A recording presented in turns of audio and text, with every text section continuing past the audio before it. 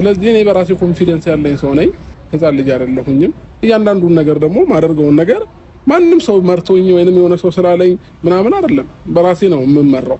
እንግዲህ ይታያችሁ ወገን፣ እንዲህ አይነት መልስን ለአባቱ የሚሰጥ ልጅ ነው ወደ ሩታ ይመለሳል ብለን ብዙዎቻችን እየጠበቅን ያለ ነው ማለት ነው። እኔ ሄርሜላ የስራሽን ይስጥሽ። ይሄንን ልጅ ምን እንዳስነካሹ ምን አድርገሽ እንደዚህ ቄሪር እንዳደረግሽው አላቅም። አብርሃም እንደዚህ አይነት ባህሪ እንደሌለው ሁላችንም ጥንቅቅ አድርገን እናውቃለን።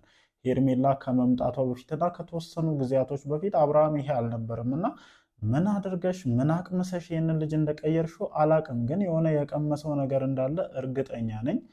እስኪ ይህንን ቪዲዮ ተመልከቱት።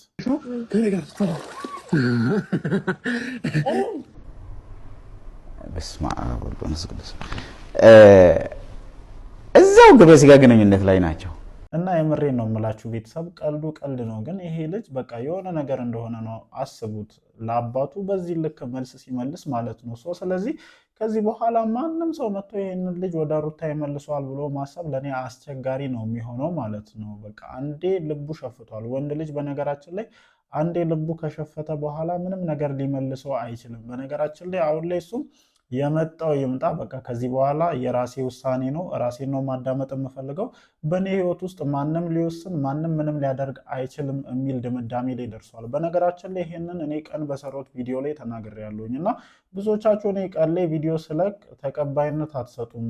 በቃ እኔ የሰማሁትን ነገር ነው በነገራችን ላይ እዚህ ጋር አምጥቼ ለማውራት የምሞክረው ማለት ነው እና ቀድሞ የሚናፈሱ ነገሮች አሉ። እነሱ ምሽት ቪዲዮ ከመልቀቃቸው በፊት እነዛን አይነት ነገሮችን ነው ማመጣው። ትላንትናም ለእህቱ ይሄንን ነገር ተናግሮ ነበረ። ለጋሽዬም ይሄንን ምላሽ እንደሰጠ በደንብ ሰምቻለሁኝ እና ማረጋገጫም እንዲሆን ይመስለኛል ጋሽዬም ያመጡት ከእሳቸው የሚጠበቅ ነገር አለ። በነገራችን ላይ እንደ አባት እነዚህን ሁለት ልጆች ፊት ለፊት አግኝተው ምናልባትም ከጀርባ በሰዎች ግፊት ምናልባትም እሱም ሄርሜላ የምታሳድርበት ጫና ኖሮ ምናምን በሚል እሳቤ እነዚህ ልጆች ፊት ለፊት ተገናኝተው ስሜታቸውን እንዲነጋገሩ ይመስለኛል ጋሽዬ ሁለቱንም ያገናኙት። በሩታ በኩል ያለውንም ነገር በደንብ የሰማችሁ ይመስለኛል እና እኔ ከሰሞኑ የምታሳያቸውን ባህሪዎች ምናምን ሳይ ምናልባት አብርሽ ናፍቋት ይሆን እንዴ ምናምን እያልኩ እያሰብኩኝ ነበረ። እኔ እንደዚህ አይነቱ አብርሽ ሩታ ባይናፍቃት ደስ ይለኛል። እውነቴን ነው የምላችሁ። በቃ እቺ ልጅ በጣም ምስኪን ናት። በነገራችን ላይ ሁሉ ነገሯን አሳልፋ ሰታ ሁሉ ነገሯን ለሱ ሰታ እያገኘች ያለችውን ምላሽ ሁላችሁም በደንብ እየተመለከታችሁ ነው እና እኔ በእውነት በጣም ነው የምታሳዝነኝ ማለት ነው። ምክንያቱም ምርጥ የሆነ ህይወት ይገባት ነበረ፣ ደስተኛ የሆነ ህይወት ይገባት ነበረ። ከባሏ ከልጆቿ ጋር ሌሎች ሰዎች የሚያሳልፉት አይነት ህይወት ይገባት ነበር እና ይህንን ነገር አድርጎ ሳይ እኔ በበኩሌ በጣም ነው ያዘንኩት። በቃ አይታችኋል አይደለ ምን ያክል ትዳር ሊረበሽ እንደሚችል በእንደዚህ አይነት ሴቶች ምክንያት፣ በእንደነ ሄርሜላ አይነት ሴቶች ምክንያት ምን ያክል የሰው ልጅ ትዳር ሊበጠበጥ እንደሚችል እያያችሁ ነው። መቼስ ሶሻል ሚዲያ ላይ ከሰሞኑ የሚሰሙ ነገሮችን በስፋት ሁላችሁም እያያችሁ ይመስለኛል እና እንደዚህ አይነት ነገሮች ምን ያክል የሰውን ህይወት ሊያናጉ እንደሚችሉ ማለት ነው። አሁን እዚህ ጋር የአብርሽና የሩታን ጉዳይ ብቻ ታያላችሁ እንጂ ልጃቸው አለ፣ ቤተሰብ አለ። በእንደዚህ አይነት ነገር ምክንያት ምን ያክል ሊሸማቀቁ ምን ያክል ሊያፍሩ እንደሚችሉ ሁላችሁም በደንብ ጠንቅቃችሁ የምታውቁ ይመስለኛል። እኔ ግን ብቻ አብርሃም በጤናው እንደዚህ አይነት ነገር ውስጥ ይሆናል የሚል እሳቤ የለኝም። ምን እንዳቀመሰችውማ በደንብ አጣርተን መድረስ እንዳለብን ይሰማኛል። ለማንኛውም እንዴት ናችሁ? እንዴት አመሻችሁልኝ? የኔ ተወዳጅ ቤተሰቦች አማን ነው አሸወይና ነው። እንዴት ናችሁ? ምሽቱ እንዴት አለፈ? እና ለማንኛውም ከመሸ ያየነው ቪዲዮ ሁላችንንም ሰርፕራይዝ ያደረገ ይመስለኛል። እኔ ታምኔሉን ስመለከት ማለት ነው በቃ የሆነ ቢያንስ ጋሽዬ የሆነ ነገር ይፈጥራሉ ብዬ ነበር። እንደ አባት ቢያንስ እሳቸውን አይተው የሆነ ነገር ይሆናሉ፣ ይቅለሰልሳሉ እንኳን የሚል እሳቤ ነበረኝ። በእርግጥ ከረፈደ ነው ጋሽዬ የሚመጡት፣ ብዙ ነገሮች እየተከናወኑ ያሉት ከረፈደ ቢሆንም ቢያንስ እሳቸውን አይተው ብዙ ነገሮችን ያስተካክላሉ የሚል እሳቤ ነበረኝ ግን ኖ ኖ ኖ ኖ በፍጹም ሊሆን አይችልም። እኔ ሄርሜላ ያቀመሰች ነገር ይበልጥብኛል አለ ጀለሳችን። አይገርምም ጋይስ? አይገርምም? አቤት ግን እግዚአብሔርን አያችሁ አይደለ ሰው ምን ያክል ውለታ ቢስ እንደሆነ። አቤት አቤት አቤት። እኔ እውነቴን ነው ማንንም አላምንም እግዚአብሔርን ከሚስቴ ውጪ ማለት ነው እንዴ ሰው ግን ልፈለጥልሽ፣ ልነጠፍልሽ፣ ልነሳልሽ፣ ልንከባለልልሽ ብሎ እግዚአብሔርን መጨረሻውን እያያችሁ ማለት አሁን እውነት እኮ የእነ አብርሽን ፍቅር አይቶ እኮ ስንት ሰው ነው ሲሻፍድ የነበረው። ወይኔ እኔም እንደዚህ አይነት ህይወት በኖረኝ ምናምን፣ አንድ አይነት ተመሳሳይ ለብሶ ሲመጡ ምናምን። እግዚአብሔርን አያችሁ አይደለ? በቃ እውነት እኔ ብቻ በጣም ያሳዝናል። እኔ በእውነት በጣም ነው ያዘንኩት። ሄርሜላ የስራሽን ይስጥሽ፣ የስራሽን ይስጥሽ እግዚአብሔርን። አሁንም እኮ እሷ ፍጥጥ ብላ ምናምን ማለት ነው አብርሽ የኔ ነው የኔ ነው በቃ ማናችሁ ምንም አታመጡም ነው እያለች ያለችው። እግዜር የላችሁ እንግዲህ እና ምን ያክል እንደዚህ አይነት ሴቶች ለትዳር ጠንቅ እንደሆኑ ማሳያ ነው። እና እኔ በማንም አላዝንም። በነገራችን ላይ እቺ ልጅ ወደ አብርሽ ህይወት ባመጡ ሰዎች ነው እማዝነው ማለት ነው። ዛሬም ከሱ ጋር ናቸው፣ ዛሬም ሩታን ያገኛሉ፣ ዛሬም እነዚህ ሰዎች መካከላቸው ነው ያሉት። እና አስቡት በእንደዚህ አይነት ነገር ምክንያት ምን ያክል ትዳር መስቀልቅሎ ሊወጣ እንደሚችል እና አሁንም ምንም ነገር እንዳልተፈጠረ ወይም ምንም ነገር እንዳላደረጉ ሆነው ከአብርሽም ከሩታም ጋር እነዚህ ሰዎች መቀጠላቸው በጣም ያሳዝነኛል። ነገ ሌላ ህይወት ትይዝ ይሆናል፣ ወይም ነገ ከሄርሜላ ጋር አጣልተው ደግሞ ሌላ ነገር አምጥተው። ምክንያቱም አንተ ምን እላለሁ የሆነ ነገር ላልነበረ ትቼዋለሁኝ። እንግዲህ እናንተ ገብቷቸዋል። የኔ ፋሚሊዎች እኮ አራዶች ናችሁና ገብቷቸዋል። ያሰብኩት ነገር ገብቷቸዋል።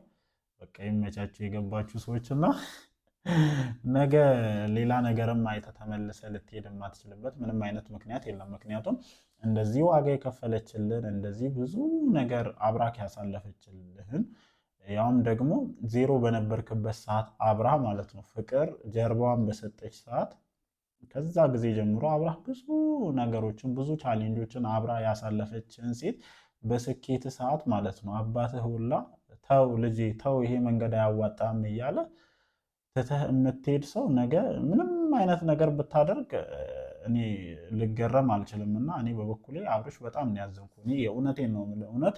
ምክንያቱም አንተን ከምናቀስብና እኔ ከማይ ማለት ነው እዚህ ቡታጅራ ውስጥ የምሬ ነው የምላችሁ በጣም ብዙ ጊዜ ብዙ ነገሮችን አይቻለሁኝ። እውነቴን ነው የምላችሁ የዚህን ያክል ቀርቤ ከነሱ ጋር እንትንም ባልልም የማያቸው ነገሮች አሉና እኔ ወጣቶችን እግዚአብሔርን እኔ በቪዲዮ ደረጃ ራሱ ማለት ነው ብዙ ሰዎች ሲጠይቁት አይታችኋል። እናንተ ሚዲያ ላይ ብዙ ነገሮችን እንዳያችሁ እርግጠኛ ነኝ። እና የትኛውም ሰው መጥቶ አብሬ ልስራ ምናምን ሲል አንድ ቀን እንኳን እኔ አስከፍቶ አይቼ አላቅም። ከብዙ ልጆች ጋር አብሮ ሰርቷል፣ እናንተም አይታችኋል። እና ይሄንን አይነት ስብዕና ያለው ልጅ በዚህ ልክ ተቀይሮ ለራሱ ሰው ለራሱ ቤት ለራሱ ለሚስቱ ለልጁ እንደዚህ ጀርባውን የሚሰጥ ሰው መሆኑ በጣም አሳዝኖኛልም። ከዚህ ነገር ጀርባ የሆነ ትልቅ ነገር እንዳለ አምሹር እርግጠኛ ነኝ።